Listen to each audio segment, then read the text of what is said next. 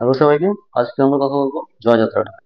তো জয়যাত্রা 2004 সালের আমজাদ হোসেনের কাহিনী নিয়ে তকির আহমেদের প্রথম ছবি। তো তকির আহমেদের প্রথম ছবি, এটা তকির আহমেদের প্রথম ছবির মতো মনে হয় না। এটা খুব ম্যাচিউর একটা ছবি। আমরা যদি এর কাহিনীর দিকে যাই তাহলে আমরা দেখতে পাই যে 71 এপ্রিলের প্রথম সপ্তাহ গ্রাম থেকে গ্রামান্তরে যুদ্ধের বিভীষিকা ছড়িয়ে পড়েছে। গ্রামগুলো একদম বিরান শ্মশানের মধ্যে পরিণত হয়ে গেছে। তো প্রাণ ভয়ে কিছু মানুষ আশ্রয় নেয় একটা নৌকায়। তো তাদের সংগ্রাম আর মাঝে মধ্যে রুখে দাঁড়ানোর যে চেষ্টা, সেটা নিয়েই জয়যাত্রা। তো জয়যাত্রার যে কাস্টিং আছে, আমরা যদি কাস্টিং এর দিকে তাকাই, এখানের মধ্যে মূলত এটা একটা আহ, চরিত্র বেসড একটা মুভি। এখানে প্রত্যেকটা ক্যারেক্টার একটা রূপক গল্প বলতেছে। আমি যেটা, আমার যেটা অনুধাবন, আমি পারফেক্ট আমি সেটা কখনো বলতেছি না, বাট আমার যেটা অনুধাবন সেটার মধ্যে মনে হচ্ছে যে এখানে চরিত্রগুলো এক একটা গল্প। তো এখানের মধ্যে যদি আমরা দেখি, তাহলে একটা চরিত্র আছে হচ্ছে যে বিপাশা হায়াত, আজিজুল হাকিম, তার কাপাল, তাদের একটা বাচ্চা থাকে শুরুর দিকে। মাহফুজা আহমেদ ছোট একটা ক্যারেক্টারের মধ্যে রয়েছে হচ্ছে যে মোশাররফ করিম। আহ, তারপরে হচ্ছে যে আবুল হায়াত থাকে, উনি এখানের মধ্যে হিন্দু চরিত্রে থাকে রামকৃষ্ণ। এর মধ্যে থাকে শামস সুমন থাকে। এর পরবর্তীতে আমরা দেখি যে চাঁদনি থাকে, শাহেদ থাকে, তারপর ইন্তেখাব দিনার রয়েছে। তবে এই গল্পের মধ্যে আমার কাছে যেটা সবচেয়ে বোল্ড ক্যারেক্টার মনে হয়েছে সেটা হচ্ছে যে হুমায়ুন ফরিদি এবং তারিক আনাম। তো হুমায়ুন ফরিদির যে ক্যারেক্টারটা, সে এখানে তকির আহমেদ যে এই জিনিসটা চিন্তা করছে, এটার জন্য তাকে হ্যাটস অফ। সেটাও হচ্ছে যে ওই সময় একটা অসুস্থ মানুষ, সেটা হচ্ছে যে যক্ষ্মা রোগী। তখন কিন্তু এই জাতীয় পেশেন্টদের ওরকম ট্রিটমেন্ট ছিল না। তো তার এই কাশিটা, যে যখন এরকম নৌকা নিয়ে তারা পালাচ্ছে, এটা বারবার প্রবলেম ক্রিয়েট করতো এই সাউন্ডটা।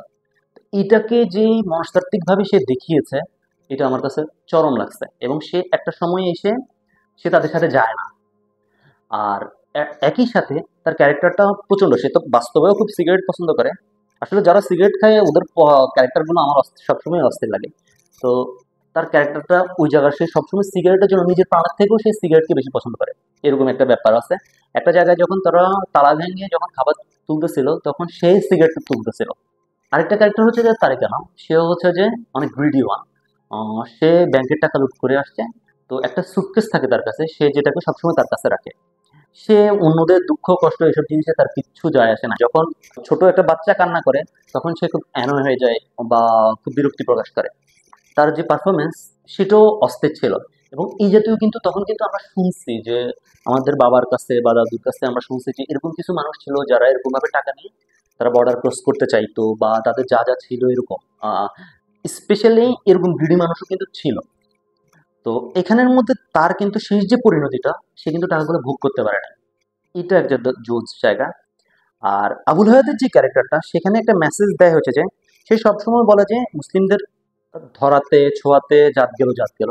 কিন্তু তার যে নাতিটা থাকে, ছোট বাচ্চাটা থাকে, তাকে তার বউ, মানে তার ছেলের বউ দুধ দিতে পারতেছিল না, তার দুধ আসতেছিল না। তখন সেখানের মধ্যে বিপাশা তখন জোর করে, এক প্রকার জোর করে সে তখন দুধ খাইয়ে তাকে বাঁচায়।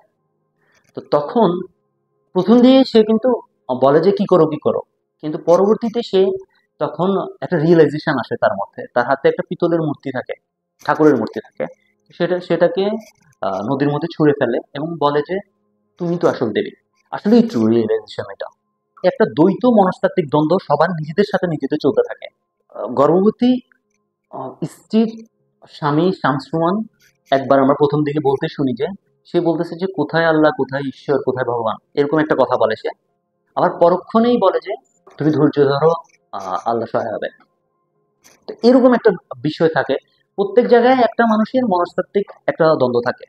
তো এই জায়গাটা এই মুভির অনেক জোস। আর সবচেয়ে বড় কথা হচ্ছে যে একটা যাত্রা দিয়ে এরকম কিন্তু অনেক হয়েছে, অনেক মানুষ কিন্তু এরকম ভাবে গেছে। তো এরকম ভাবে যে হাইড অ্যান্ড সিক একটা ইয়াম, যে তারা একবার লুকাচ্ছে একবার ইয়ে করতেছে, এরকম কিন্তু আসলে সিচুয়েশন গুলো হয়েছে। এটা অসম্ভব একটা ভালো কনসেপ্ট মুভির জন্য। আর সবচেয়ে বড় কথা হচ্ছে যে তকির আহমেদ যে এতগুলা ক্যারেক্টারকে যে সে জাস্টিফাই করতে পারছে, এটার জন্য সে অসম্ভব লেভেলের থ্যাঙ্কস পায়। অবশ্য সে সেটা পাইছেও, অনেকগুলো ন্যাশনাল অ্যাওয়ার্ড পাইছে। তো সেটা যাই হোক, আমি রিওয়ার্ডের কথাতে না যাই। কিন্তু সে এরকম চিন্তা করতে পারছে অবশ্যই। যে কাহিনী লিখছে তার সবচেয়ে আমার কাছে একটা সিনেমার মূল উপজীব্য হচ্ছে কাহিনী।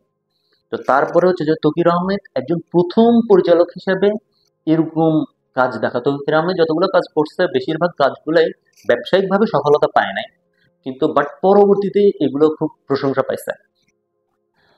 যদিও উনি এখন আর মুভি ওরকম ভাবে তৈরি করছে না, উনি রিসেন্ট পাস্টে মেবি আমেরিকা চলে গেছে, বাট উনি একটা ভালো ডিরেক্টর। বর্তমান সময়ে তো ওরকম ভাবে স্পেশালি ওনার প্রথম দিকের কাজগুলো খুবই ভালো, হালদা পর্যন্ত কাজগুলো ওনার খুব ভালো। এই জয়যাত্রা ছবিটা আমি বলবো যে যুদ্ধের একটা অ্যাডভেঞ্চার মুভি এটা, এবং সবচেয়ে বড় কথা হচ্ছে যে এখানে একটা মনস্তাত্ত্বিক দিক আছে। এই যুদ্ধের বিষয়ে একটা মনস্তাত্ত্বিক দিক আছে। এই মুভিটার এক্সপিরিয়েন্স ভালো হবে আশা করি যদি আপনারা দেখেন। তো এটাই আশা করবো যে আপনারা সুযোগ পেলে মুভিটা দেখবেন। সবাইকে অনেক অনেক থ্যাঙ্কস। Take care. টাটা।